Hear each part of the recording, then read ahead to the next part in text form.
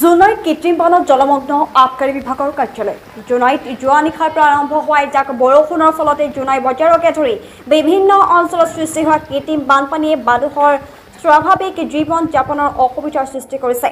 বিশেষকৈ জোনাই বজাৰৰ গান্ধী ৰোডত অৱস্থিত জোনাই সমজিলা আবকাৰী বিভাগৰ কাৰ্যালয়তো কৃত্ৰিম বানপানীৰ ফলত জলমগ্ন হৈ পৰে। উল্লেখ্য যে কৃত্ৰিম বানপানীৰ সমস্যা ৰোধ কৰিবলৈ জোনাই সমজিলা প্ৰশাসন, জনপ্ৰতিনিধি আৰু পঞ্চায়ত এই ক্ষেত্ৰলৈ এতিয়ালৈ কোনো ধৰণৰ পদক্ষেপ লোৱা পৰিলক্ষিত হোৱা নাই।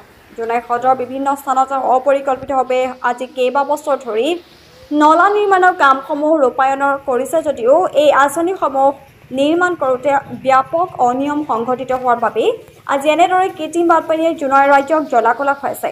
উল্লেখযোগ্য যে পঞ্চায়ত আৰু বিধায়ক উন্নয়ন পুঁজিৰ লগতে বিভিন্ন শিতানৰ পৰা জোনাই মহকুমা সদৰৰ ড্ৰেইন নিৰ্মাণৰ নামতে আজিলৈকে কেইবা লাখ টকা আবণ্টন কৰা হৈছে যদিও এই ড্ৰেইনসমূহ নিৰ্মাণ কৰোঁতে কোনো পৰিকল্পনা নকৰাকৈ ঠিকাদাৰে অতি নিম্নমানৰে কাম কৰাৰ ফলতে আজি এজাক বৰষুণতে জোনাই সদৰ আবকাৰী বিভাগৰ কাৰ্যালয়কে আদি কৰি বিভিন্ন ঠাইত কৃত্ৰিম বানপানীৰ সমস্যাৰ সন্মুখীন হ'ব লগা হৈছে।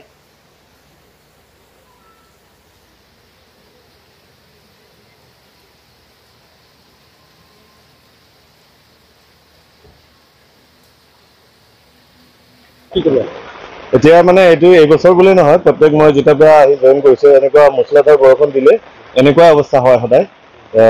ধৰক যোৱাকালিৰ পৰা ডেৰাণৰ পৰা বৰষুণ দি আছে, তাৰ ফলত এতিয়া অফিচটো আমাৰ গোটেই ডুবি গৈছে আৰু এতিয়া আমি নিয়মীয়া কাৰ্যখিনিও কৰিব নোৱাৰা হৈছোঁ। মানে অফিচৰ যিখিনি এতিয়া ধৰক আমাৰ অফিচ কাগজ পত্ৰ কিছুমান নষ্ট হৈছে আৰু লগতে আমি যিখিনি বস্তু জব্দ কৰি আনো য'ত মালখানাত ৰাখোঁ সেইবিলাকো মানে পানীত ডুবিছে। এতিয়া সেইবিলাকো এতিয়া মানে আমি ওপৰত উঠাব লাগিব আৰু তো এনেকুৱাকৈ মানে ধৰক মানে আমি ডিউটি সম্পন্ন কৰাটো অলপ অসুবিধা হয়। মানে বাৰিষাৰ বতৰত খৰালিত প্ৰব্লেম নাই বাৰু, ইয়াত মানে অফিচটো বহুত পুৰণা হয় আৰু ইয়াৰ বাকী ঠাইবিলাক ওখ কৰি দিলে আৰু নলাবিলাক ধৰক ভালকৈ চাফা নথকাৰ কাৰণে পানীটো ওলাই যাব নোৱাৰে।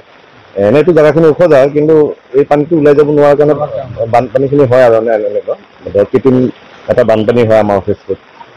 এতিয়া অসম চৰকাৰক এইটোৱে আমাৰ যাতে আমাৰ কাৰ্যালয়টো অলপ বেলেগ ঠাইলৈ স্থানান্তৰ কৰি দিয়ে আৰু আমিও নিজে লাগি আছিলোঁ ধৰক মাটিখিনি অলপমান লোৱাৰ কাৰণে অলৰেডি দিছিলোঁ, কিন্তু এতিয়া ক' ডিষ্ট্ৰিক্ট ডিক্লেয়াৰ হোৱাৰ পিছত সেইটো মানে ব্যৱস্থাটো নহ'ল। এতিয়া আমাৰ ক' ডিষ্ট্ৰিক্ট মানে যিটো মুখ্য কাৰ্যালয় হ'ব তাৰ লগতে আমাৰ অফিচটো হ'ব, কিন্তু সেইটো হওঁতে অলপ টাইম লাগিব। তেতিয়ালৈকে ধৰক আমাক অলপ যদি বেলেগ ঠাইত স্থানান্তৰ কৰে ওখ জেগাত, তেতিয়াহ'লে আমাৰ মানে কাৰ্যালয়টো চলত মানে আমাৰ কামখিনি কৰাত সুবিধা হ'ব।